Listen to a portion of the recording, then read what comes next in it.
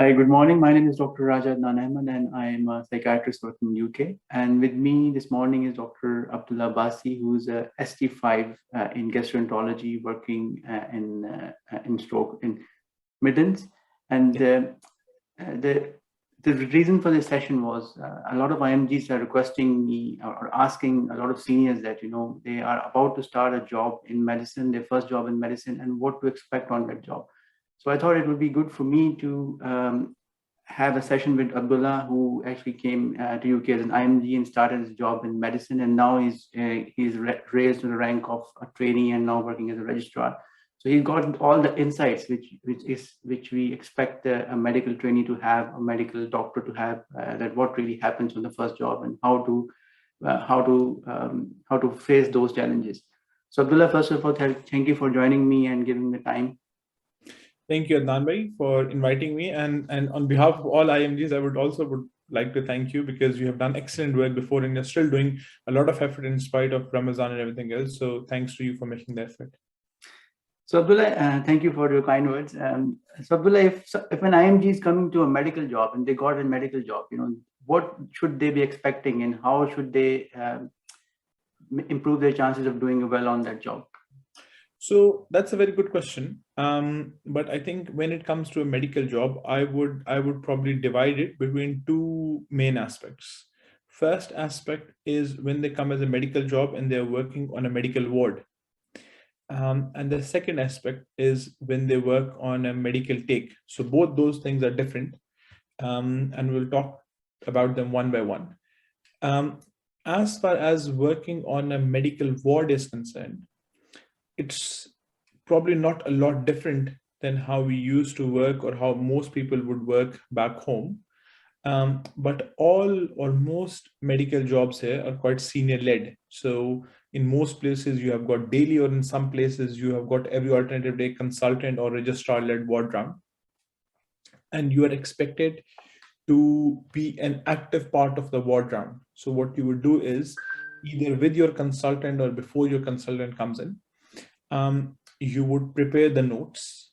And when I say prepare the notes, I mean you're expected to know about the history of the patient, especially from this admission. So let's say you have got a 78-year-old female who has come in with cough, shortness of breath, and so far they are being treated for a low respiratory tract infection or a community-acquired pneumonia. You're expected to know that. You're also expected to know or have a review of their latest blood test and any other latest investigation. So the tips to do it is, for example, a patient has been transferred to your ward, and you are seeing them with your consultant, or you are preparing the notes for your consultant for the ward round. I break it down with the heading of issues. So issue number one is community acquired pneumonia. And I think it's also a good practice to support that with something. When I say support that, I say community acquired pneumonia, and in bracket, I say chest X-ray changes, raised inflammatory markers, and then a little note about the treatment. So day 4, IV coamoxiclav or ivitazosine. So that's issue number one. And very rarely you have people who come in the hospital with only one issue. The issue number 2, you can say, is frailty or ongoing social issues. Issue number 3, whatever is the progress. So you, as an international medical graduate, for any doctor who is working in NHS for a ward round, is expected to know these things to begin with. So just a brief history of the patient, as I said in the headings of issues. Then either you or your consultant, mostly they don't put this on new IMGs, it's a very consultant or a senior led service, would go and examine the patient. So you're expected to document the conversation or the key points of the conversation that your consultant is having with the patient, as well as any examinations. And sometimes the consultant will examine and move on. And I think it's completely reasonable for them to ask, okay, so what do you want me to put on the examination finding? Is it normal? Did you hear anything? So you put down that. You put their blood test, and if it's a first ward on the chest X and EC changes. And then the last part is you say your plan. So consultant will say, number 1, continue with antibiotics. Number 2, repeat chest X-ray. Number 3, let's say they have newly abnormal liver function test. So they say send a referral to gastroenterology or hepatology. So whatever their plan is, you write that plan, and at the end you sign, you put your GMC number. So this is the normal pattern. And I think what is very important is to have a continuation of care, because it's quite possible that you are looking after that patient one day and tomorrow they get moved to a different ward, or they're seen by another doctor. So what I tend to do is, let's say the consultant has said do a chest x-ray, in bracket you can say requested or you can say noted, and then let's say if a chest x-ray or abdominal x-ray something has not happened and your shift is finishing, you hand it over to whoever is the person who's covering that ward out of hours. So it's pretty much as they would do a ward round in the place where they've done their internship, but it's a bit more organized, a bit more responsible, and there needs to be a continuation of care. So I think doing ward rounds and jobs is one of the key aspects that is expected from an IMG in the first medical job. Yes, let me just stop you here. So I realized that when you're actually doing the ward round, you are creating a list of jobs for yourself as well. Mm-hmm. How do you cope with that? Do you make your own list? You keep like a separate piece of paper with you where you write down the jobs so you can do them later on? That's a very good point, and that varies quite a lot from the place that you work. Some places actually keep an electronic list, and they expect you to update that electronic list with any pending jobs. In some places, I'm old-fashioned. I still like when I'm on call, I keep a list with myself or my own reminder and keep a small box next to it, and I just tick box when I've done things, and that's for my peace of mind. Everyone has their own way, so they can do it. So doing a job, doing a ward round and doing these jobs is one aspect. The other expectation on a medical ward that is being done very frequently is to update the families. And usually, unfortunately, because of COVID restrictions, a lot of families can't visit these days, and there are limited circumstances. So it's more important now. So they might call, ask for the relative, and it's always good idea to have a chat only if you know about the patient. And if you don't know about the patient, just ask them that you're going to give them a call back, go through the notes, and then give them a call back in a few minutes, because what would look a bit unprofessional and not good for the family as well is if you don't know anything about the patient and you're either giving false information or you're not able to give any information at all. So communication, like everything else, is the key. Then sometimes you're expected to have quite advanced level discussion with the patient and their family. Let's say they don't have capacity, you are consenting them for a certain procedure, or you are having a discussion about respect form or DNAR. And that I think is a bit unfair to expect in the very beginning. But as you go along, these are the expectations that come with time. And you can observe your registrars, your other colleagues, your consultants, to see how they have these discussions, and then you can discuss them yourself as well. I think it's important to also mention the confidentiality aspect as well when you're discussing with the family, that you need to understand if you can speak to them. Absolutely. And that's a very, very important point, that you need to make sure that you've got patient's permission, and you need to confirm patient's detail, make sure and I know it sounds silly that you're giving wrong patient information, but it does happen, to be honest, because a lot of times you're so busy that you might remember someone by a bed number rather than the name, and those things can get changed. So confidentiality is absolutely key. And if you're not comfortable about something, having a difficult conversation, having a tricky conversation, then by all means, you can request your other colleagues or your registrar or your consultant to have those conversations. You don't need to take that all on yourself. Yes, you should not hide from responsibility. And once you have seen 1, 2, 3 discussion, you should get on and start doing it. But if you're not comfortable in the beginning, by all means, you shouldn't do it. And similarly, another important aspect is talking to the other specialties, either when you send them an electronic referral or when you call them. And at that time as well, for your learning, you need to know what your question is. So a lot of times you get called by specialties asking that, can you see this patient for delayed LFTs? And you have got certain questions, that is the patient has got any pain, any previous history. So you need to know what your question is, and you are aware of the relevant background history.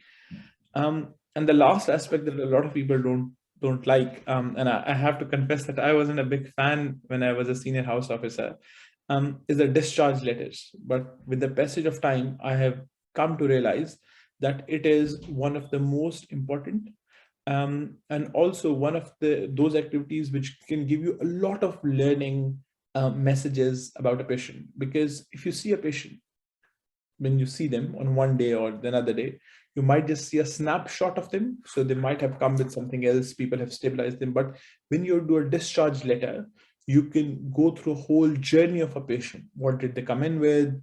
What were their main problems? What did we treat them with? What imaging did they have? Did we find anything else? What kind of follow-up have we arranged for them? So it's a good learning exercise. And on discharge letter, it's very important that you give all the right information. If you have changed any of the medications, make sure you document that so that the GPs know what you have changed or what things have changed. And if you are arranging any appointment, for example, you want to arrange a respiratory appointment for somebody as an outpatient, then you should say follow up with the respiratory clinic, and in bracket a referral sent or referral email to secretaries, just so that there's a good communication. Because unfortunately, a lot of time these things get lost in the system, and a patient can potentially come to harm. So it's essentially, as coming back to your question, pretty much what they did in their home country, but bit more organization, bit more documentation, and all this comes with your own setup. So you need to know before you start doing all those things, how to do a discharge letter, how to change medications. If you want to send a referral to a specialty, you need to know in your induction period or initially, how would you send that, and how to follow up a patient. So with all these things, it will be good communication and having a structured approach. And by all means, if you are struggling, ask help of your colleagues, ask help from nurses as well, because you might be new to the system. And a lot of this, from as I said, you might have realized that it does not take a lot of medical knowledge. It just takes common sense, and it just takes being aware of the systems and organizations. And nurses, especially the new nurse practitioners who are around now, they're aware of these systems and they can guide you. So that, I think, is what you need to know from the beginning. By all means, when you move on, you can have your own input, you can have your own thought process, you can start thinking of differential diagnosis, but this is what you need to know as a very basic. And you mentioned quite a few things, and I just wanted to ask two different questions here. So once you said you're making a referral to another specialty, do you use any special tool there, or is there a basic tool? Because we often teach our juniors, especially in psychiatry, to use the SBAR system, which is the situation, the background assessment, and the review. To actually it sort of simplifies things for you if you are making a referral. Have you used anything like that, or? Again, very good point. SBAR is very well recognized, and SBAR is usually used quite a lot in acute settings. My personal strategy is very similar, but what I teach my juniors, or what I ask them, is you give a brief background history. So this 78-year-old lady came in initially with a chest infection. And then what did you find actually, which is, we found on routine investigation that patient has got abnormal liver function test. Whatever you have found, have you done anything about it? We have requested an ultrasound abdomen, which is still pending. And what is then your question to the specialty? We would like your opinion on these blood tests to see if any acute intervention is needed. So that gives another person a good approach, saying that, for example, this person has not come with any sort of abdominal pain. They were treated with something else, but we have found something. This is what we have already done, and we need your opinion from here onward. So I think that's a good approach towards it, because that helps different specialties to know exactly what they're dealing with. And if they've got any very relevant background, for example, if you've got a patient who has got a chest infection, but they've got background of cirrhosis or their background of hepatocellular carcinoma or whatever, then putting that helps quite a lot as well. And the other question was about the skills required, because IMGs get confused about what are the required skill for a junior doctor, because we may not be doing blood tests or cannulation in our home country. So what are the basic skills that you think a junior IMG should be competent in when they're starting on a medical ward? So I think the basic skills that are required are exactly what they get tested in PLAB examination as well, which is catheterization, cannulation, phlebotomy, or blood test. So very, very basic level of skills, because when I get a chance to see anyone's CV on NHS or the review for their job applications, you see that they have mentioned that they can do central lines or lumbar punctures and a lot of sophisticated procedure, but that's not needed at all. Very basic procedures, cannulation, phlebotomy, and a lot of time it's not the skill that people lack, it is using the equipment, because the cannulas can be very different, the phlebotomy skill can be very different. So the procedure is actually quite simple, but it's being aware of the kit and being aware of the different needles and being aware of the different ways and even different type of blood bottles that you use. So I think it's more of being aware of those specific things. And again, you should be told that in the induction. Unfortunately, induction for those things lack when it comes to these small things. But you can ask your colleague, you can ask your nurses, and you can just see a few people, and then you'll get your head around it. But I feel that it's more of getting used with the equipment rather than skill itself. The other question or the other anxiety a lot of IMGs have is about ECG, and a lot of people feel that they can't read ECG properly, and this becomes an important skill especially when you're working on a medical ward. The nurse may just do an ECG and bring it to you, say this is the ECG. What do you think about it? Have you got any advice around that? How do you improve that skill? Where do you learn the ECG from, or how to cope with that initially? ECG, as you said, is an excellent tool, and it can give you a lot of information. And I'll be honest with you, even very advanced level ECGs, even senior people, I myself, when you have got a very complicated patient, would struggle to interpret. However, I think when you do your ALS, it will give you 6 basic steps, or at least in the life support, it will give you 6 basic steps to see how to interpret that ECG. I think it will be out of my capacity at in this video to go through details. So those 6 steps will actually tell you that the patient is stable and don't have any acute changes that need to be acted right now. Apart from that, there is a book called Basics of ECG. People can go through that as well. But I think if you're ever struggling or if you've got a very complicated patient, it's always useful to always compare it to the previous ECG. So you will see previous ECG in the medical records on electronic systems. And if those ECG changes are chronic and they have been ongoing for a long time, it's quite possible that this patient is already under cardiology or some sort of specialist and something is already being done about it. But if they are acute, then again, if you are unsure, escalate it to your registrars, escalate it to your other colleagues.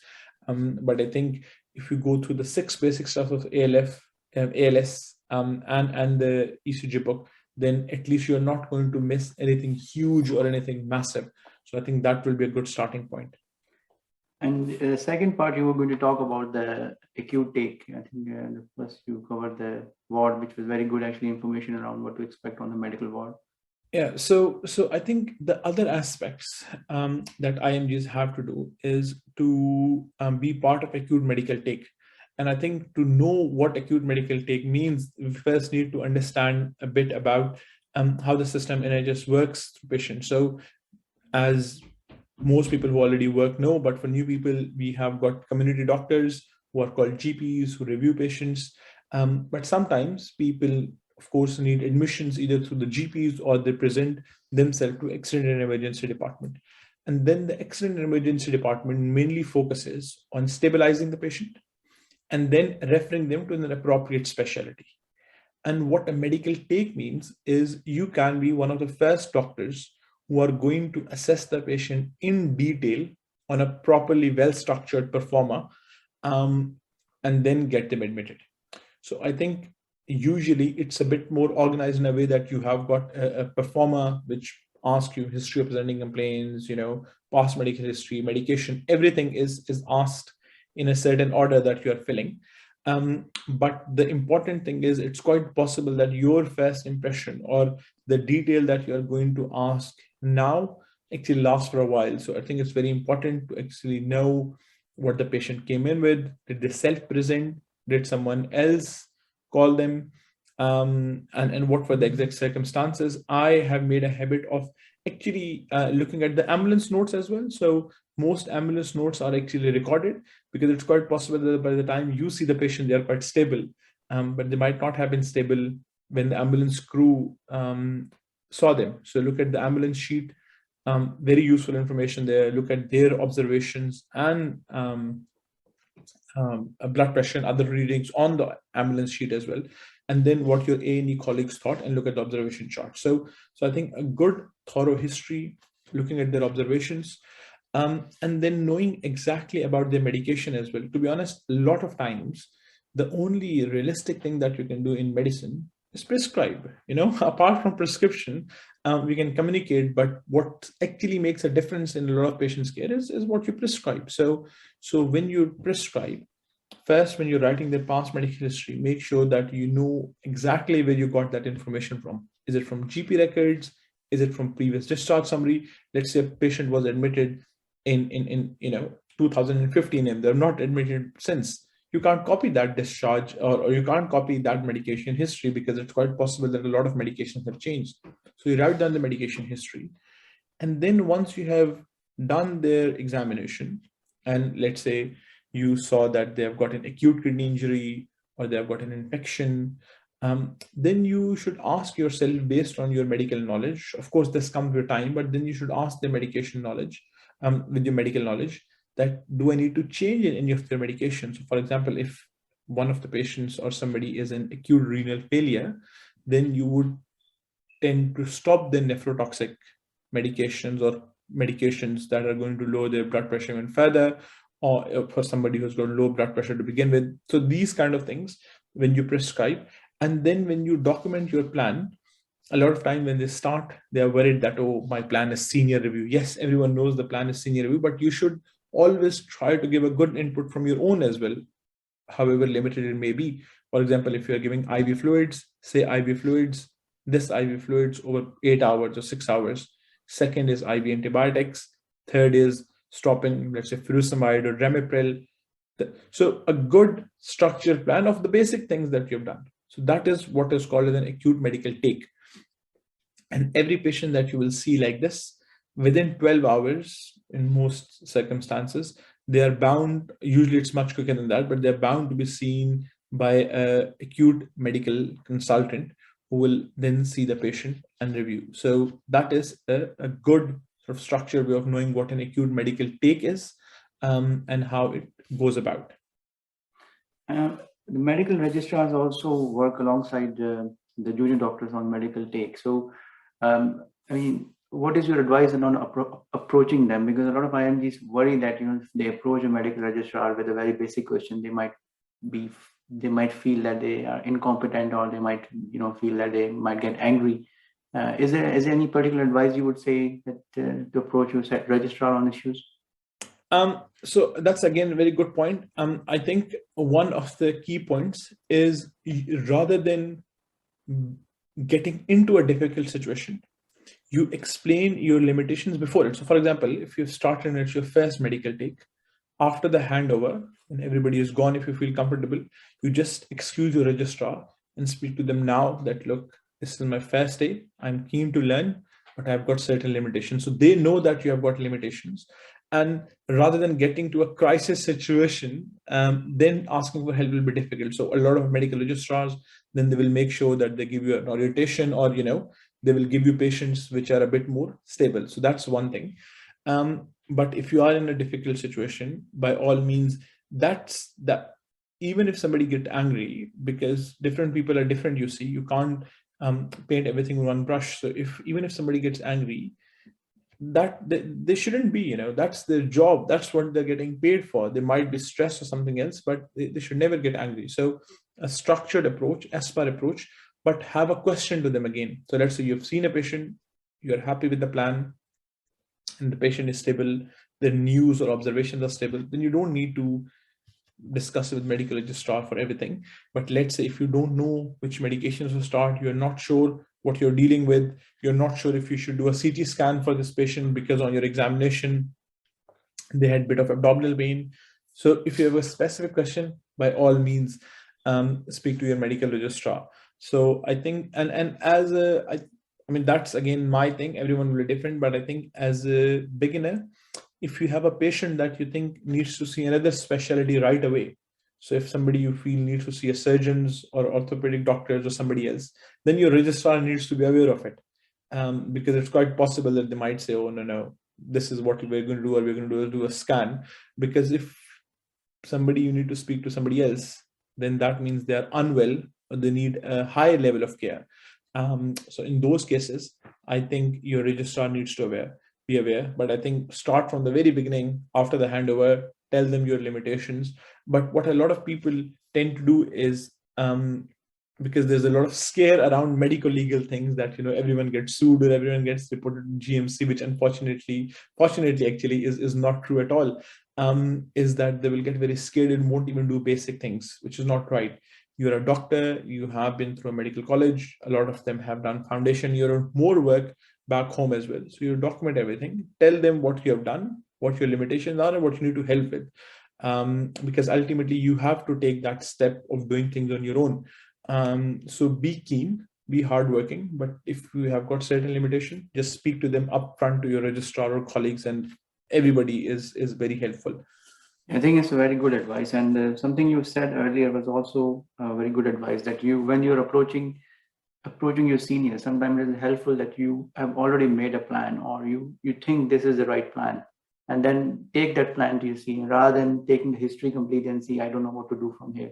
So as long as you tell them this is what I think is going on, this is what I think should happen, and then confirming with them that is that right. I think that gives a good impression to the senior as well, that you are actually thinking.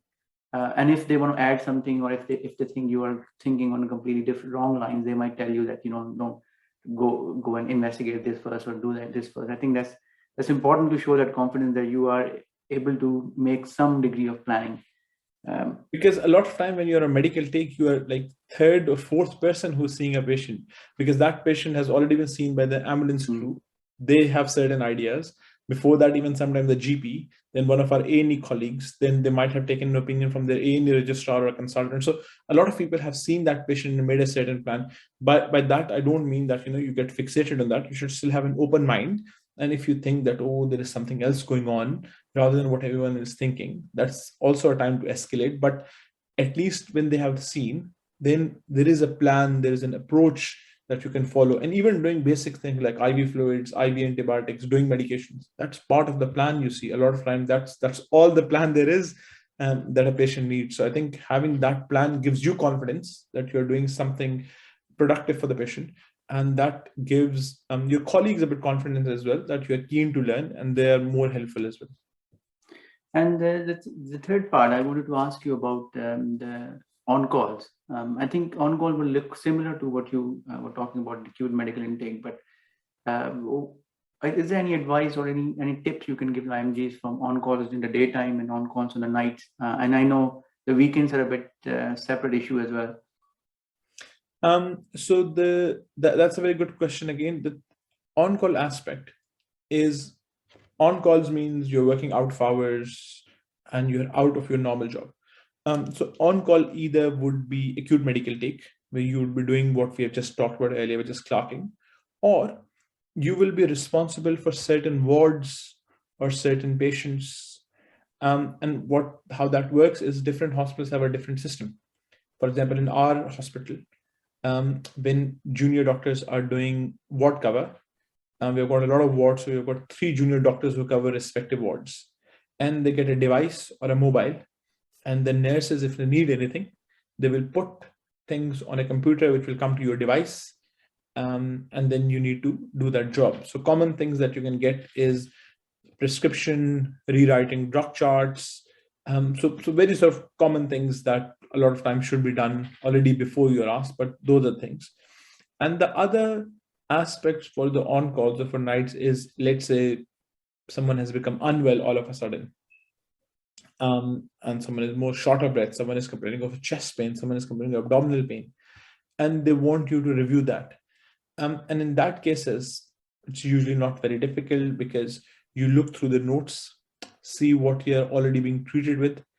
And for example, if someone has already been treated for a big pneumonia, on the right side, you would expect that they would have some ongoing right side chest pain. And a lot of time when you go through the notes, you realize that they have been having this complaint since they came to the hospital. It's nothing new, and all they need is a painkiller. So whatever their complaint is, first establish, looking through the notes to see it's a new complaint or it is something that is ongoing since their hospital admission. And then again, do your ABCD approach, make sure their airway is fine, breathing, observation wise stable. And then it comes with your plan. What do you think? Do you think they're just complaining of abdominal pain because they're constipated? The plan would be laxatives. Do you think there is something else going on? And one thing that is very helpful, that helps, I think 80-90% of times, is the news or EWS. So with the observations, which is your heart rate, blood pressure, temperature, their conscious level, all these things have a certain scoring chart. And if everything is stable, then your EWS or news will be 0.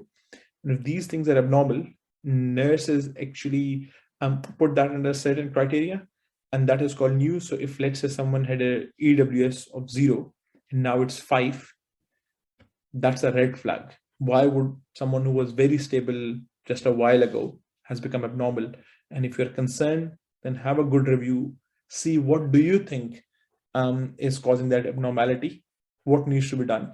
And in those situations, escalate to your seniors as well. Usually there's always a registrar or an IMT3 or somebody who's supporting you. You're never left completely on your own to cover nights or on calls.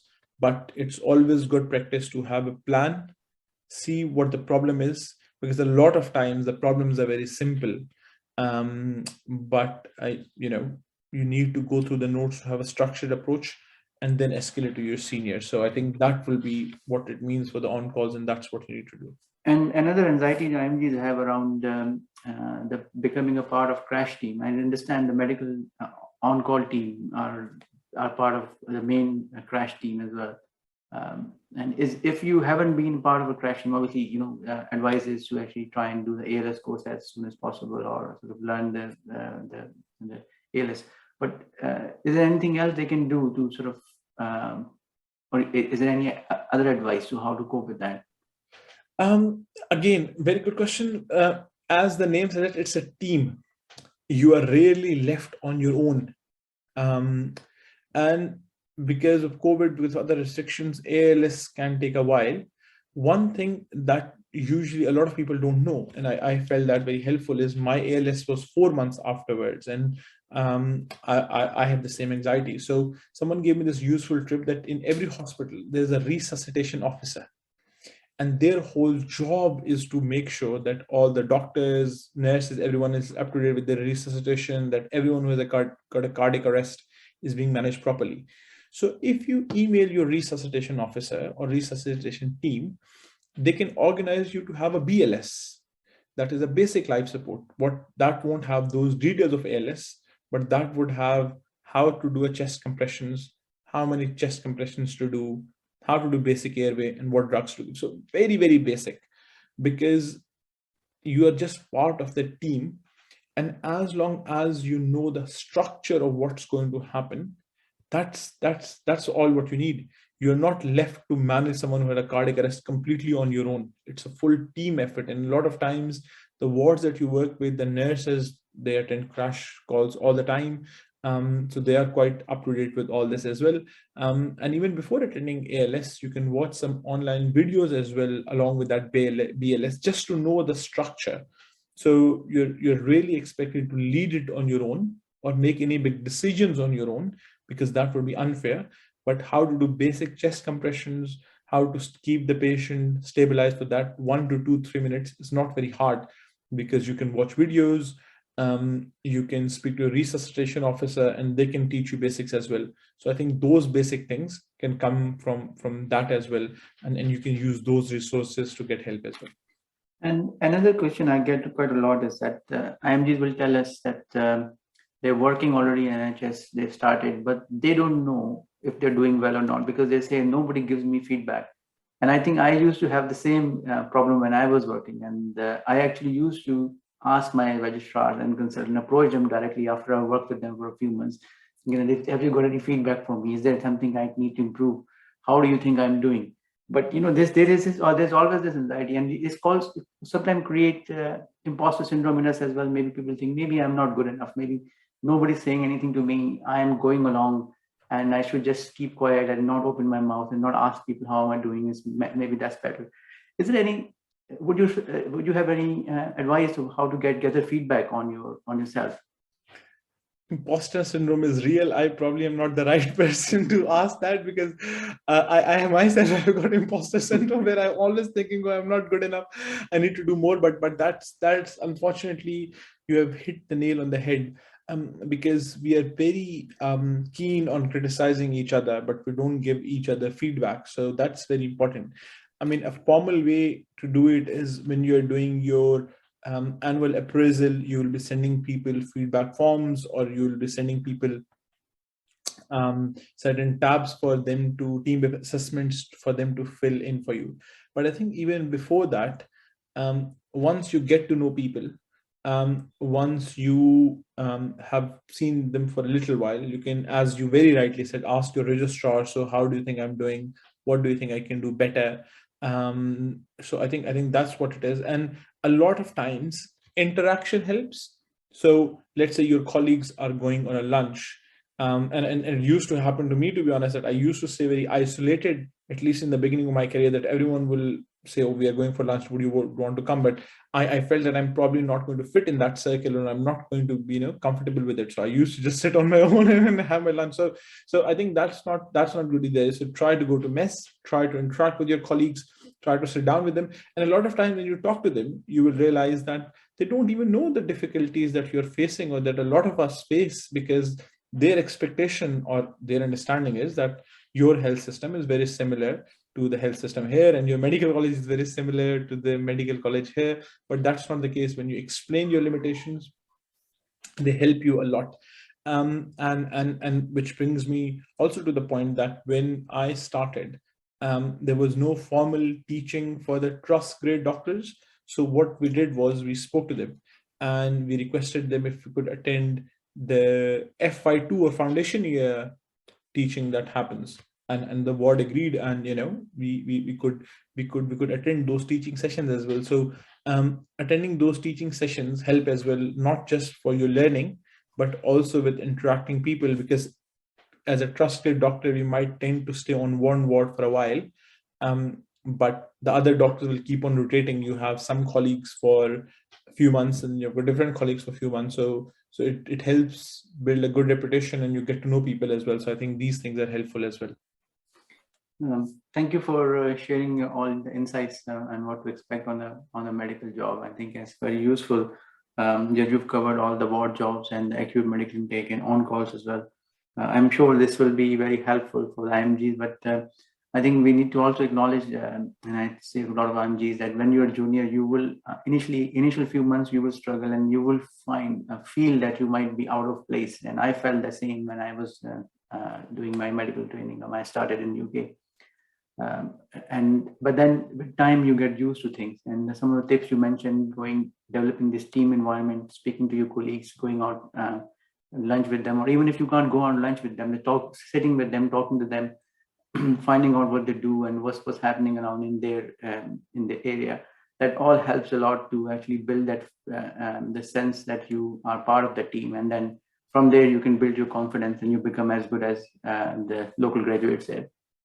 I think things have changed massively now. I mean, I know it's a bit of cliche, but when I started a few years ago, there used to be little social media support and everything else as well. But now people are so well supported in a ways, probably not through the trust, but you have written and you have done a lot of videos. Umar, everyone else has done so much hard work that you can get to know a lot before you actually start the job as well. So I think that's useful to know. And in spite of all that, you would still, as you said, have limitations. You would still have difficulties because a new system, new culture, new language, so many different things.